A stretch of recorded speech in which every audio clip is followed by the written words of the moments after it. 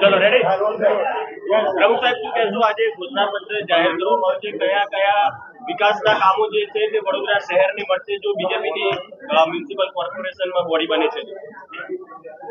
આજે ભારતીય જનતા પાર્ટી વડોદરા મહાનગર દ્વારા સ્થાનિક સ્વરાજની ચૂંટણી 2026 માટે ઘોષણાપત્ર એટલે કે મેનિફેસ્ટો 2026 બહાર પાડવામાં આવ્યું છે।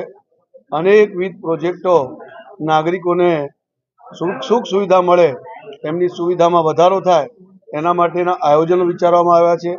એ પછી શિક્ષણ ક્ષેત્ર હોય, આરોગ્ય ક્ષેત્ર હોય કે સ્માર્ટ એમના ગુડ ગવર્નન્સના અંતર્ગત એપ દ્વારા અનેક એમની જે મુશ્કેલીઓ છે એનું નિવારણ કરવા માટે એ જ પ્રમાણે દરેક વોર્ડની અંદર વોર્ડની ઓફિસ વહીવટી ઓફિસ બને જેથી કરીને એમના પ્રશ્નોનું સમાધાન એમના વોર્ડમાંથી જ થાય એવા અનેક પ્રકારના આયોજનો વિચાર્યા છે।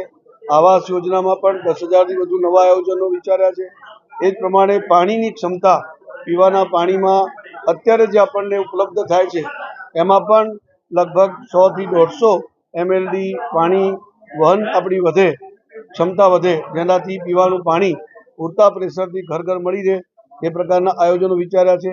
ડ્રેનેજ માટેના પણ આયોજનો વિચાર્યા છે, વરસાદી ડ્રેનેજના પણ આયોજનો વિચાર્યા છે। એ જ પ્રમાણે રોડ બ્રિજના પણ ખૂબ મોટા માત્રામાં આયોજનો વિચાર્યા છે।